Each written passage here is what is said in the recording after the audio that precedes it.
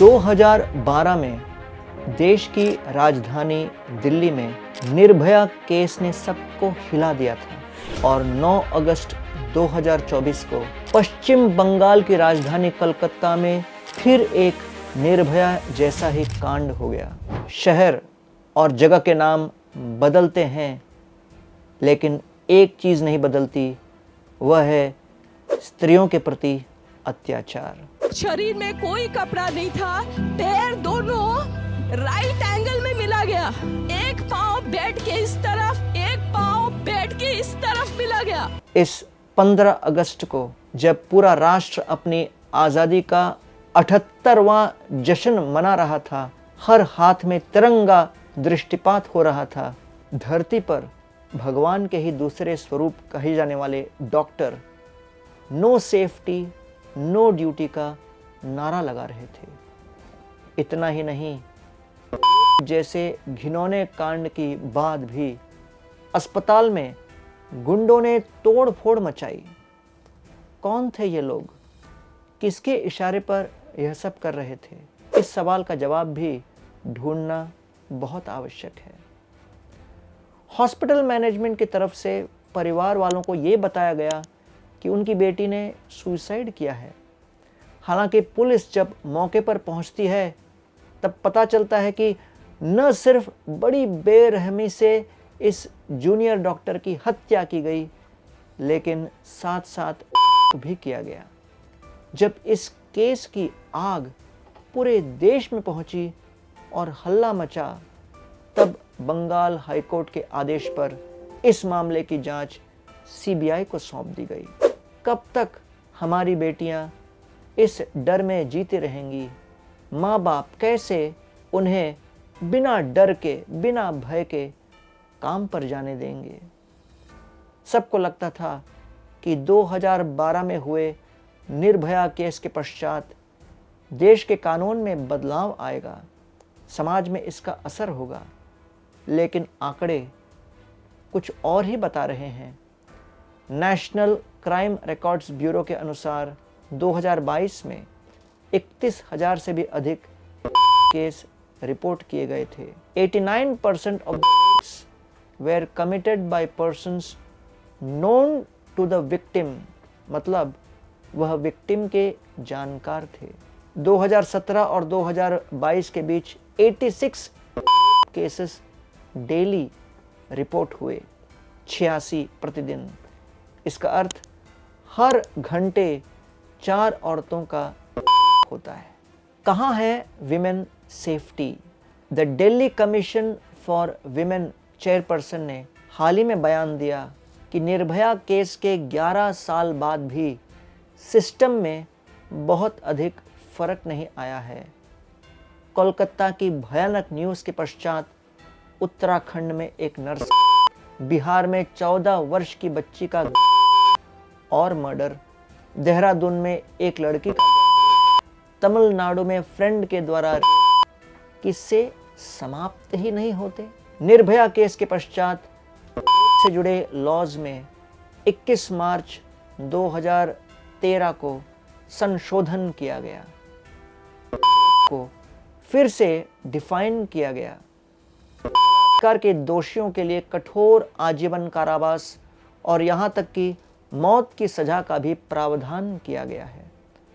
Fast track courts निर्माण हुए।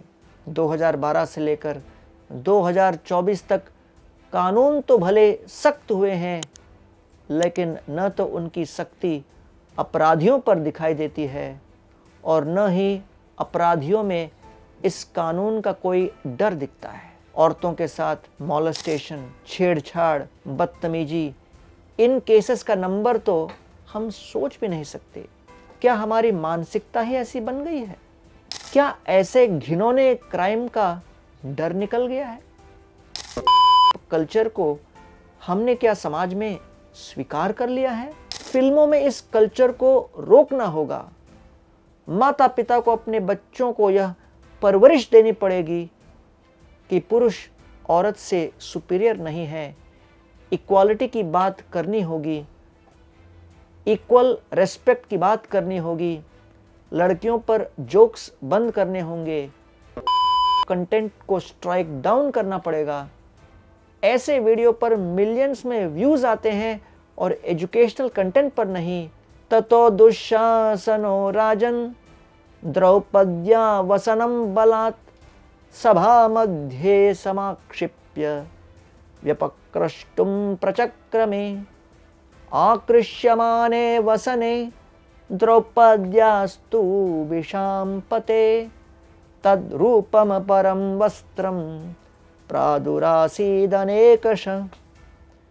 महाभारत में वर्णन आता है कि जब पांडव द्रौपदी को पासे के खेल में हार गए तो उन्हें कौरव दरबार में अपमानित होना पड़ा।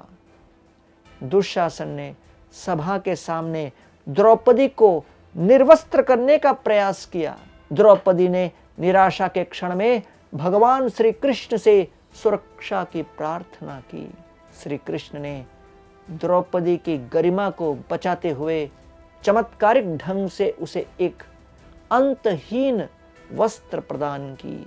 यह प्रसंग द्रौपदी को प्रदान की गई दैवीय सुरक्षा पर प्रकाश डालता है और एक महिला के सम्मान की रक्षा करने के महत्व का प्रतीक बनता है। अपराधियों के हौसले किस कदर बुलंद हैं, यह इसी बात से समझा जा सकता है कि अगर कोई स्त्री सोशल मीडिया पर कुछ बोल्ड बोले तो उसको धमकियां और थ्रेट्स आने लगते हैं।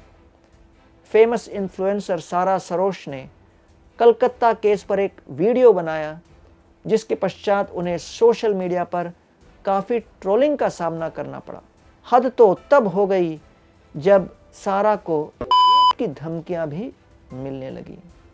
ऐसा नहीं है कि दुनिया के बाकी देशों में रेप के केस नहीं होते, लेकिन उनके कानून अपराधियों में खौफ पैदा करने के लिए पर्याप्त हैं।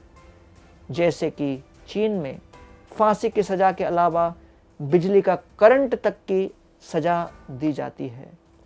सऊदी अरब में तो कानून इतने कठोर हैं कि अपराधी को सरेआम पत्थर मारकर फांसी की सज़ा देकर या गला काटकर उसे मौत के घाट उतार दिए जाते हैं।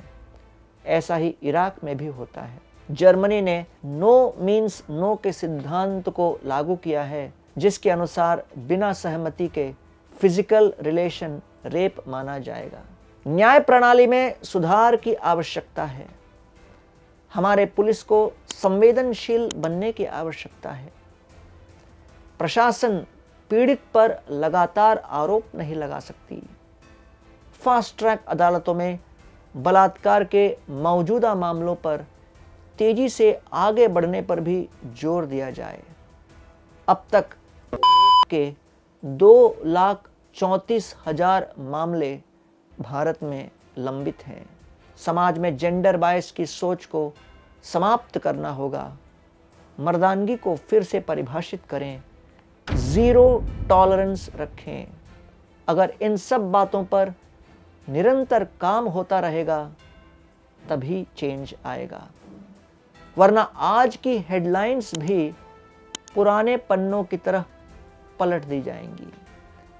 तेन गत्वा पुरीं लंकां हत्वा रावणमाहवे रामः सीतामनुप्राप्य परां व्रीणाम् उपागमत। सीता माता को छुड़ाने के लिए श्री रामचंद्र जी ने रावण से भीषण युद्ध किया।